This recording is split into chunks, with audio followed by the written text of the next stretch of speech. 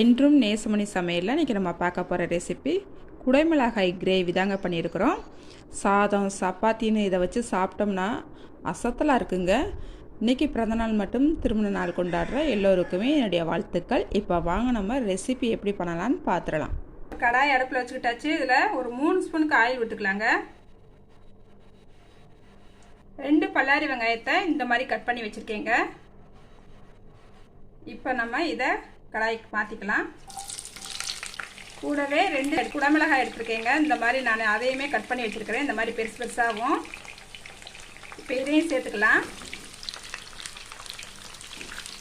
நல்லா ரெண்டையுமே ஒரு 2 நிமிஷம் நல்லா வதக்கிக்கலாம்.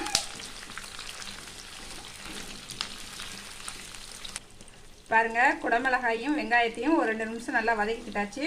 இப்போ இதை எடுத்துடலாங்க.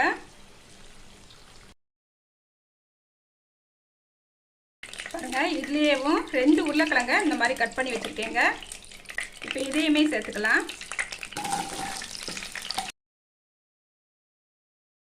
உருளைக்கிழங்கையும் நல்லா ஃப்ரை பண்ணி எடுத்துக்கிட்டாச்சு. இப்போ இதையுமே எடுத்துக்கலாம்.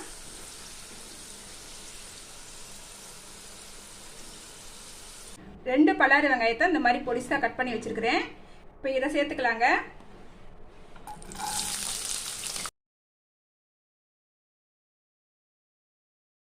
பாருங்க, நம்ம ஃப்ரை பண்ணி எடுத்தோம்ல அந்த மீதமான எண்ணெயிலேயே தான் இப்போ வெங்காயத்தை நான் வதக்கிக்கிறேன். வெங்காயம் வதங்கிக்கிட்டு இருக்கட்டும். இப்போ பாருங்க, 1 ஸ்பூன் கடலைப்பருப்பு, 1/4 ஸ்பூன் சின்ன சீரகம், 1/4 ஸ்பூன் பெருஞ்சீரகம் எடுத்து நல்லா வறுத்து எடுத்து வச்சிருக்கேங்க. இப்போ இதை நான் ஒரு பொடியை அடித்து எடுத்துக்கிறேன். எங்கள் வீட்டுக்காரர் வந்து சாப்பிட வந்துடுவாங்க. நேரம் ஆயிடுச்சு, மணி 1:15 ஆக போகுது. அதனால் லேட் ஆயிடுச்சு. அதெல்லாம் வீடியோ அதை வறுக்கிறத என்னால் காட்ட முடியல. அவங்க வந்து சாப்பிட வந்துட்டாங்கன்னா பசி பொறுக்க மாட்டாங்க. அதனால் எல்லாமே ரெடியாக இருக்கணும். அதனால் கடகடன்னு நான் வேலை பார்த்துக்கிட்டு இருக்கேன். இப்போ பாருங்கள், இந்த பொடியை நான் அடிச்சுட்டு வந்துட்டேங்க. இந்த அளவுக்கு அடித்து எடுத்தால் போதுங்க. கொஞ்சம் மட்டும் குறகுறப்பாக இருக்கணும். கருவேப்பிலை கொஞ்சம் சேர்த்துக்கலாம். கூடவே 2 ஸ்பூன் இஞ்சி பூண்டு பேஸ்ட்டு சேர்த்துக்கலாங்க. நல்லா வதக்கி விட்டுக்கலாம். பாருங்க, இஞ்சி பூண்டு பேஸ்ட்டை நல்லா வதக்கிக்கிட்டாச்சு. எண்ணெயெல்லாம் நல்லா பிரிஞ்சு வந்துருச்சுங்க. இப்போ இதில் ஒரு 1 ஸ்பூனுக்கு வத்தப்பொடி சேர்த்துக்கிறேன். 2 ஸ்பூன் மல்லிப்பொடி சேர்த்துக்கலாம். ஒரு 1/2 ஸ்பூனுக்கு கரம் மசாலா தூள் சேர்த்துக்கலாம். 1/4 ஸ்பூன் மட்டும் மஞ்சள் தூள் சேர்த்துக்கலாங்க. எல்லாத்தையும் சேர்த்தா பிறகு நல்லா கலந்து விட்டுக்கலாம். பாருங்கள், இதுலேயே நம்ம அடித்து வச்சுருந்தோம்ல பொடி, அந்த பொடியும் சேர்த்துக்கலாம். மசாலாவும் சேர்த்து நல்லா வதக்கிக்கிட்டாச்சு. மசாலாவோட பச்சை வாசனையும் போயிடுச்சு. இப்போ இதில் 2 தக்காளி பழத்தை நல்லா அடித்து வச்சுருக்கேங்க. இந்த தக்காளி பழத்தையும் சேர்த்துக்கலாம். சேர்த்து நல்லா வதக்கிக்கலாங்க.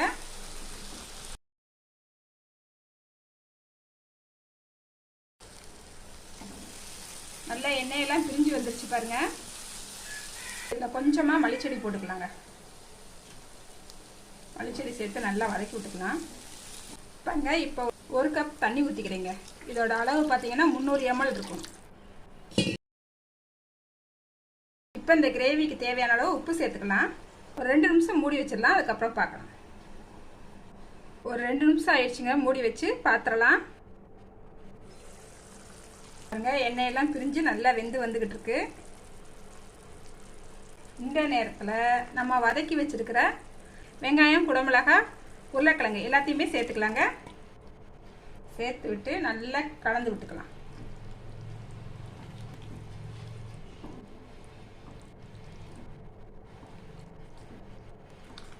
பாருங்க, எல்லாத்தையும் சேர்த்தா பிறகு மறுபடியும் ஒரு 3 நிமிஷத்துக்கு மூடி வச்சிடலாங்க.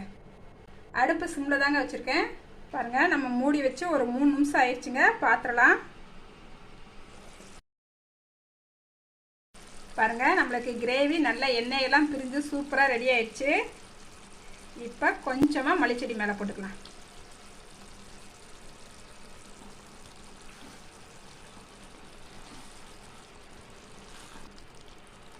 அப்படியே சூப்பராக இருக்கா, பார்க்கவே சாப்பிடணும் போல இருக்கு பாருங்க. இப்போ நம்ம அடுப்பை ஆஃப் பண்ணிக்கலாங்க. பாருங்க, நம்மளுக்கு குடமிளகாய் கிரேவி சூப்பராக ரெடி ஆயிடுச்சுங்க. குடமிளகாய் கிரேவி வந்து சாதத்துக்கு, சப்பாத்திக்கு அசத்தலாக இருக்குங்க. சப்பாத்திக்கெலாம் அடிச்சுக்கவே முடியாது. இது போல் குடமிளகாய் கிரேவி நீங்களும் உங்கள் வீட்டில் செஞ்சு பாருங்கள். செஞ்சு பார்த்துட்டு எப்படி வந்துச்சுன்னு கமெண்ட்டில் சொல்லுங்கள். லைக் பண்ணுங்கள், ஷேர் பண்ணுங்கள். மறக்காமல் வீடியோ பார்க்குற எல்லோருமே என்னோடய சேனலை சப்ஸ்கிரைப் பண்ணிக்கோங்க. பாய். அடுத்த ஒரு ரெசிபியில் பார்க்கலாங்க.